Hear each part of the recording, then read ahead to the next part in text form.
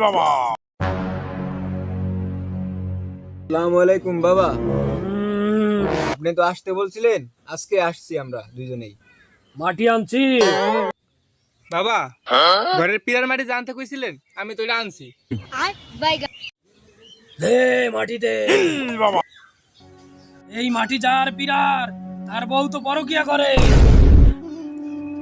এই তোর বউ নষ্টা, তোর বউর চরিত্র খারাপ। তোর বউর ঘরে 3টা বাচ্চা আছে, ওই বাচ্চা তোর না, ওই পোলা তো আর একজনের।